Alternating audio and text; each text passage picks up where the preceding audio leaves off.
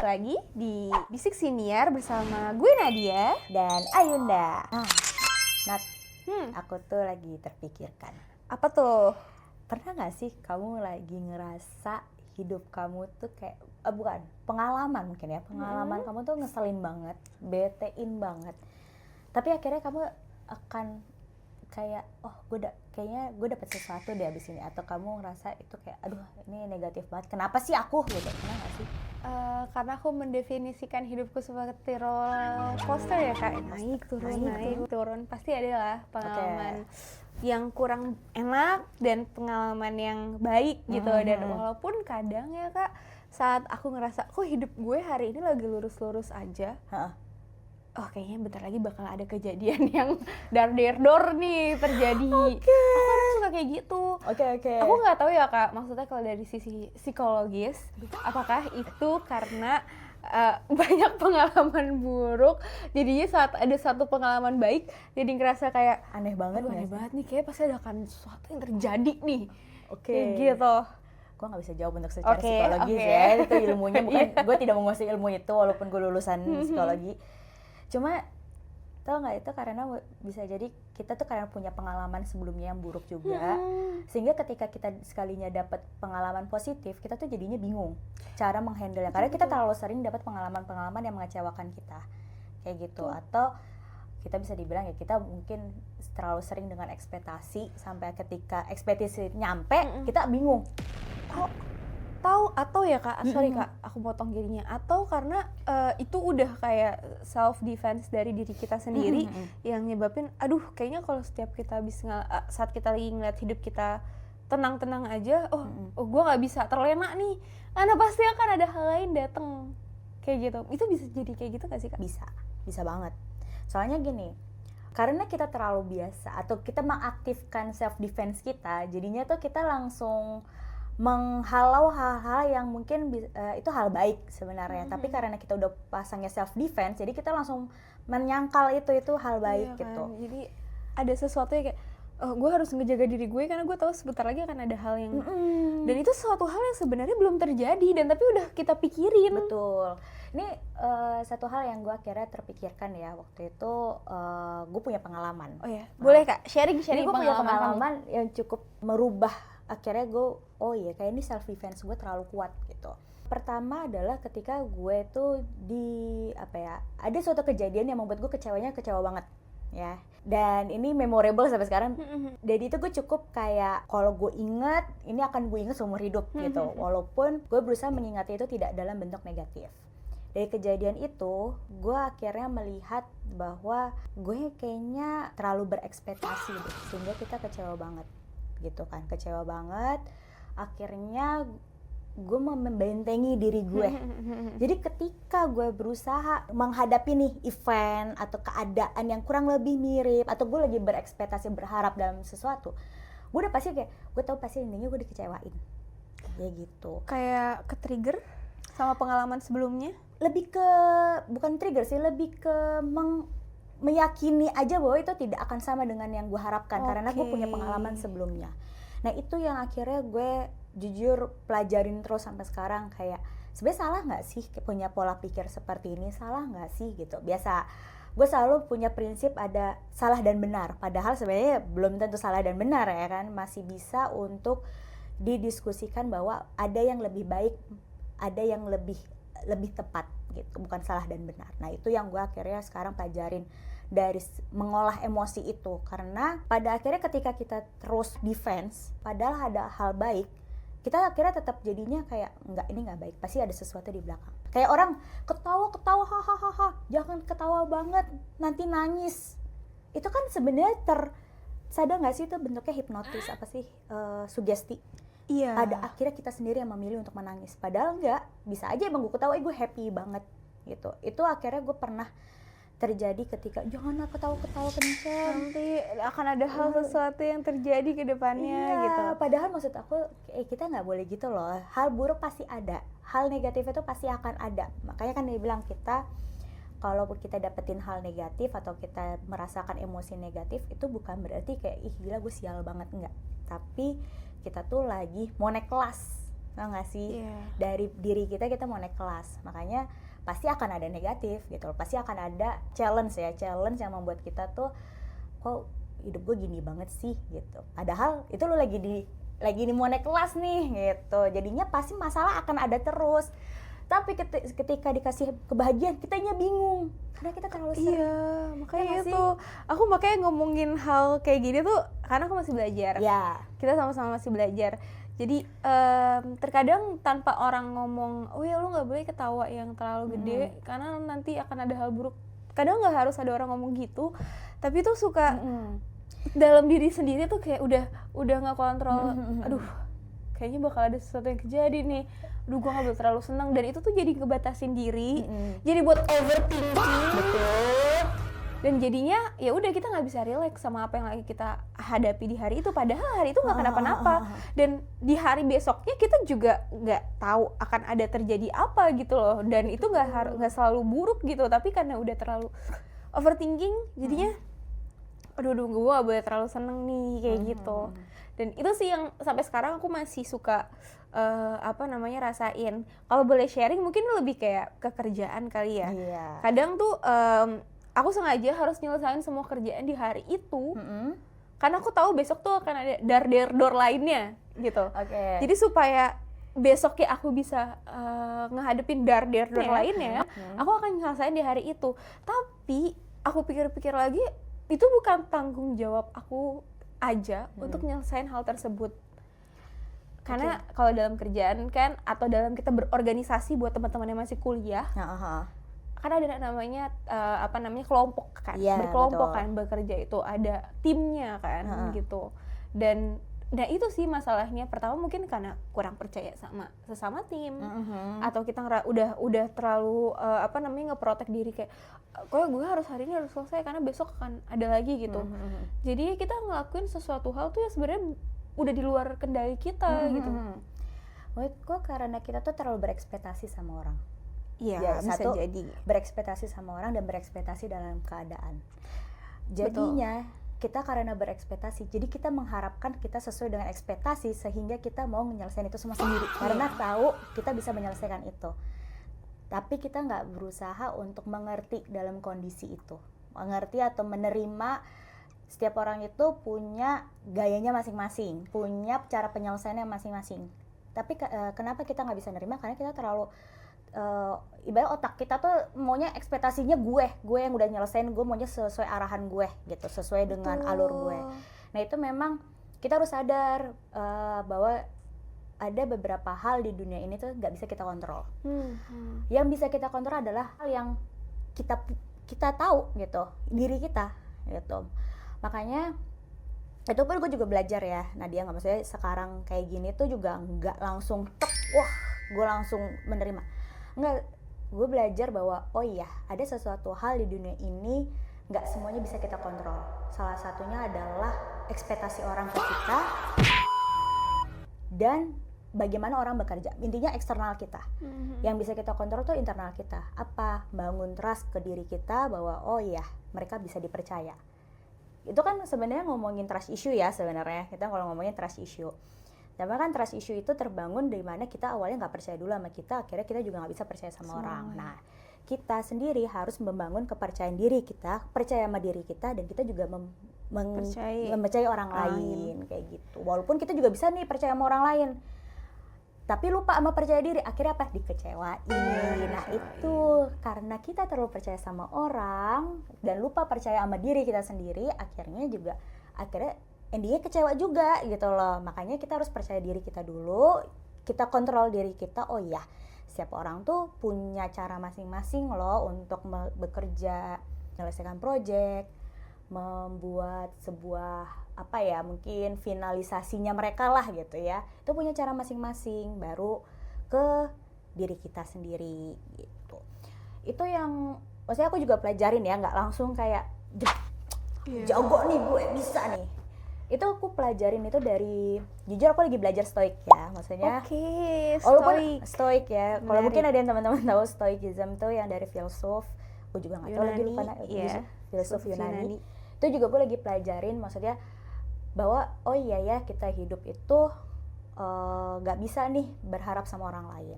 Ada beberapa hal yang bisa kita kontrol, ada yang beberapa yang nggak bisa gitu. Kalau yang bisa kita kontrol ya kita kontrol, kalau nggak bisa ya udah jangan dipaksakan sehingga kita berekspektasi. Karena jujur pengalaman yang terjadi sebelumnya itu bener-bener ngegongin hidup aku. Karena dari pengalaman itu akhirnya gue belajar bahwa oh iya ya, kita hidup itu kan sebenarnya buat diri kita. Tapi kenapa kita berharap sama orang lain? Pertama, kita hidup buat diri kita, kenapa kita nggak ngasih orang lain itu untuk membuat keputusannya sendiri? Malah pengennya keputusannya kita, pengen ngikutinnya kita. Coba, kan dia juga punya hidupnya mereka. Itu yang akhirnya gue belajar dari pengalaman itu. Makanya ketika terjadi hal buruk di gue sendiri gitu tuh gue lebih cenderung gue harus ngeliat ini sesuatu hal yang bisa gue kontrol nggak, ini sesuatu hal yang bisa gue perbaikin nggak, ini sesuatu hal yang apa dulu nih yang harus gue beresin gitu. Itu yang akhirnya muncul di pemikiran gue sendiri semenjak balik lagi harus ada pengalaman buruk dulu untuk nge-triggerin kayak munculin nih. Oh iya, ternyata kayaknya ada kurang di sini, ada masalah di sini, jadinya belajar. Betul. Atau mungkin aku bisa bilangnya gini ya Kak, walaupun sebenarnya namanya luka, trauma, semua orang itu punya cara masing-masing untuk menyembuhkannya dan semua orang itu punya waktu masing-masing untuk berdamai dengan keadaan tersebut. Betul. Tapi titik paling tingginya untuk aku sendiri adalah saat aku udah bisa berdamai dengan luka itu, berdamai dengan trauma itu, dan berdamai dengan kejadian sebelumnya. Betul. Dan jadiin kejadian-kejadian tersebut itu jadi teman aja, jadi teman perjalanan hidup aja. Kadang orang lupa, Nadia, masa lalu, masalah emosi ini malah dijadiin musuh. Makanya orang kayak, gue benci banget sama orang ini. Sebenarnya lu bukan benci sama orangnya, lu benci sama keadaannya. Gitu. Itu yang akhirnya kita tuh sebagai manusia lupa loh, kita tuh punya energi yang terbatas. Tapi malah kita terlalu terlena dengan melihat masa lalu tuh sebagai musuh. Akhirnya kan capek, energi kita tuh dikeluarkan untuk banget. Iya, keluarin sesuatu tuh untuk memusuhi orang, membenci orang, itu melelahkan. Better berteman, tadi kalau kata Nadia, kita berteman sama masa lalu, sama trauma kita, sama luka kita. Jadinya energi kita tuh akan bisa kepake buat yang lain. Betul. Walaupun itu susah ya teman-teman. Maksudnya aku nggak mau mendiskreditkan namanya trauma, luka dan kejadian buruk kayak gitu. Tapi memang cara satu-satunya untuk bisa bertahan dan cara satu-satunya untuk bisa melangkah lagi saat kita udah tahu caranya gimana kita berdamai dengan kejadian tersebut. Dan Betul. itu susah, aku pun pasti akan banyak kayak gitu.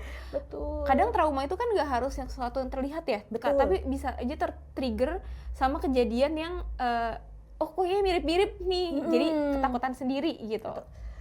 Bahkan ini aku bilang lagi ya, bisa menjadi yang sekarang, punya pemikiran sekarang itu juga nggak setahun 2 tahun, bertahun-tahun, dan itu butuh orang profesional juga gitu loh, orang yang memang bisa bantu aku untuk kita punya pola pikir seperti ini. Makanya aku tuh sangat agak kurang kurang suka ketika, bukan kurang suka ya, malah aduh please jangan lakukan ini, adalah self diagnose. Kayak Kak aku punya trauma ini karena aku selalu tanya analisisnya dari mana gitu. Itu analisisnya paling penting gitu kan. Karena balik lagi, hal negatif ini tuh sebenarnya bisa bangun kamu menjadi sosok yang lebih kuat, lebih tough, lebih pemberani gitu ya. Tapi ya balik lagi, bagaimana kamu menyikapinya. Kalau nyikapinya dengan sikap yang benar-benar tetap terkungkuh dengan emosi negatifnya, membenci, bukan berteman, ya akhirnya tetap menjadi orang yang penuh dengan ion negatif kalau kata. Jadi ya udah, pengalaman-pengalaman tersebut dijadiin jadi teman perjalanan aja sih Kak. Dan paling jadi buat berpikir aja, kalau misalkan hal ini nggak kejadian ya kita nggak akan bisa seperti kita yang sekarang atau kamu yang sekarang kayak gitu. Kayak gitu sih paling. Makanya kita tuh apalagi ya, sebelumnya kan kita sempat membahas tentang digital monster nih. Makanya kebetulan relate nih ya. Soalnya itu juga bisa menjadi trauma. Kayak kan suka ada muncul trigger. Padahal itu sebenarnya bisa, balik lagi, itu kan bisa kita kontrol, adalah yaitu seperti yang dia sebelumnya pernah sampaikan bahwa ketika kita memilih sosmed itu kan pilihan dari kita gitu. Sama halnya dengan masalah emosional.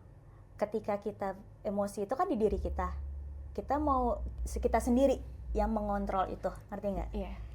Kalau aku boleh inget-inget lagi nih, kita nge-flashback zaman-zaman sekolah dulu ada pelajaran PPKN.